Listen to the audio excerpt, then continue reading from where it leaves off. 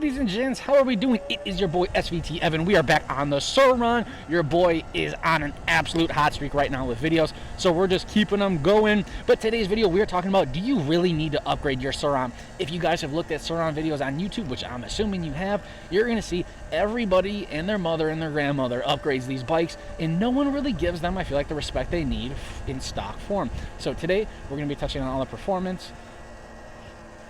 Make sure you got weight to everyone. We got a little puppy, but we gotta be talking about, you know, do you really need that? To me personally, I don't think you really need to upgrade this all that much. You know, again, backstory for me, coming from a Super 73, those things topped out at like 26, 27. So to be able to go about 43, 44 with the correction in terms of the GPS on here, that is plenty fast, guys. Like, really, do you need to go faster than that? I don't think so, especially on the bike path like I'm on right now. That's really what I use this primarily for, is just commuting. Ooh, there's a bike path or a little track back there. I'm not in the correct attire to be going off-road. But people dog on these and say, you know, it's like anything, right? It's like cars. You know, that's kind of where I came from, was the whole car scene and stuff. And, you know, a stock car compared to a bagged and boosted car, of course, everyone's going to gravitate towards that. But a lot of people with these bikes, you know, as soon as you upgrade them, you're like, oh, they're the greatest thing ever. But in stock form, it's still so good. It is such a great platform. For me personally, like when I bought this, based on all the videos I saw, I'm like, okay, great, I'm gonna have to drop, you know, $4,500 for the bike, and then I'm gonna have to drop another $2,500 on the battery, and then another $1,000 on the controller. Like, I'm in my head, it's gonna be like $7,000, $8,000. And once I rode it for the first time, and we'll cut to a little clip here. I whiskey throttled it so bad. This thing has so much torque that I feel like people just don't talk about. It's truly powerful. I mean, right now we're cruising at 18. We'll goose it here for a second. 20, I mean, you guys can probably see that. I mean, 35 just like that.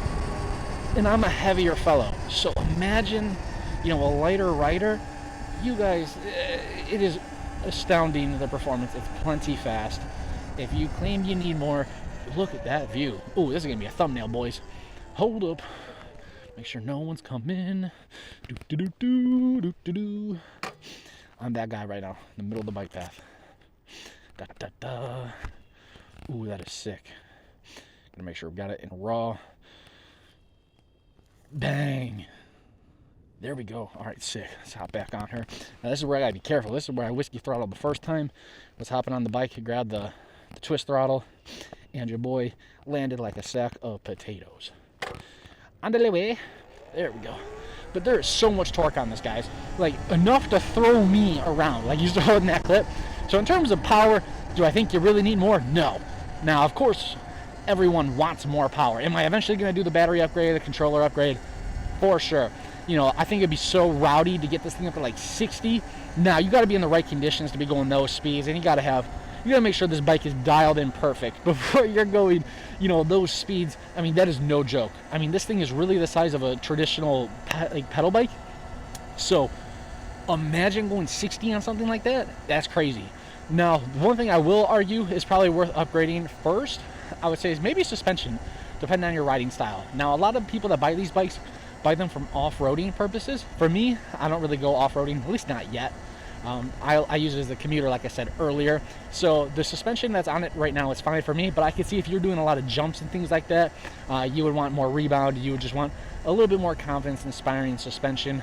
But again, it is not that bad. Now, one thing that I definitely don't like and that I want to get rid of is the stock headlight. I wish that there was a button, I don't know why they didn't do that, to turn it off. I mean, it's just silly that there's not an off switch to kill it, because it just looks goofy. It's on all the time, and I get it. I don't know if that's like a safety feature, like all bikes have that, but I know you can get an aftermarket one, but I don't like dealing with wiring. It is not my thing whatsoever. Look at this guy coming our way. Oh, there's two of them. We got matching, they match my gloves. But yeah, so the headlight on there stinks.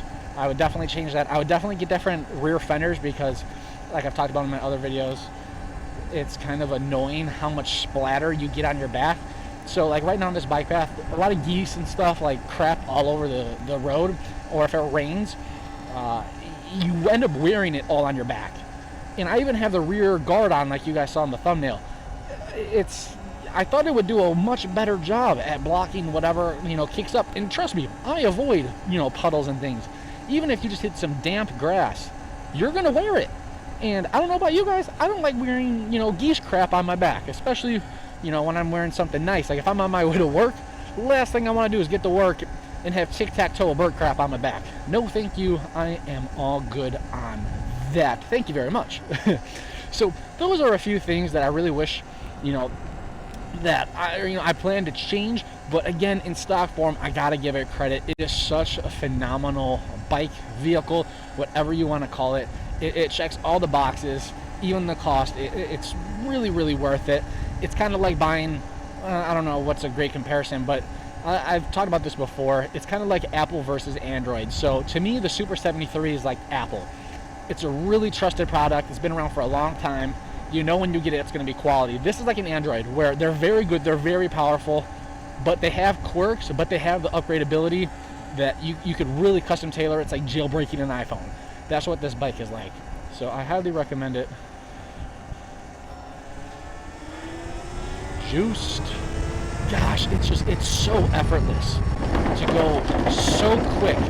And especially on a bike, like going 30 might not sound like much, but on a bike, that's just outrageous. So there you guys go. That's what I would say. You know, people dog these too much, but they are so good, so good.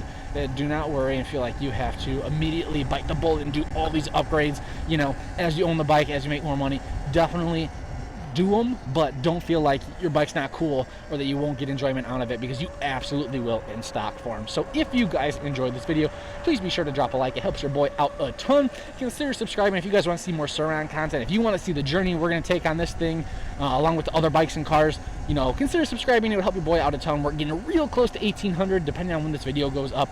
We might have already hit it, but next step is 2,000, which is going to be super neat.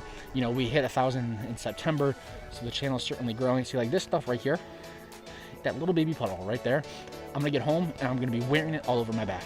And it ends up on my helmet, so this thing just slings it. But there you guys go. Thank you again so much. I love y'all, and I'll catch you in the next upload. Peace out, guys.